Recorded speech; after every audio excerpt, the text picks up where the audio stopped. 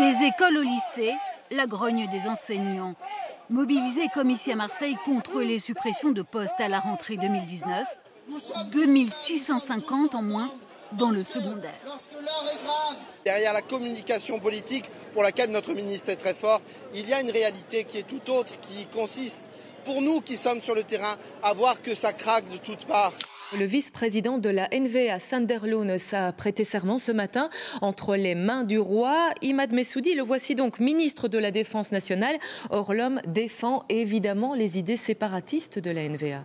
Ce matin, lors de la cérémonie, en compagnie du roi, eh bien, il a prêté serment uniquement en néerlandais. C'est un classique, vous allez me dire, pour les ministres de la NVA. Mais pour la petite histoire, je peux vous dire que sa voiture personnelle, eh bien, sur sa plaque minéralogique, il a apposé un petit VL à la place du B de Belgique.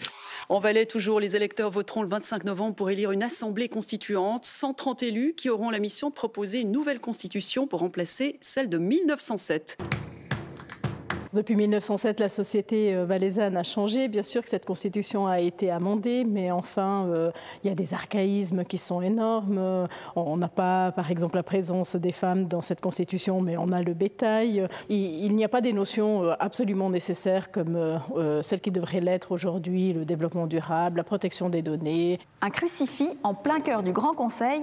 L'une des grandes batailles, c'est la place du sacré dans le nouveau texte. La constitution actuelle commence par ces mots: au nom de Dieu Tout-Puissant. Alors faut-il une constitution laïque ou conserver le caractère chrétien ?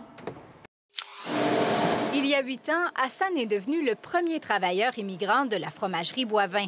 Le Marocain est arrivé un 14 février, le début d'une longue histoire d'amour. Ils m'ont aidé beaucoup et j'ai passé comme manœuvre, chef d'équipe, après ça coordonnateur. Ils m'ont fait confiance. Non seulement il a établi sa famille à Saguenay, il fait désormais partie de la famille Boivin qui lui a confié la tâche de recruter d'autres immigrants.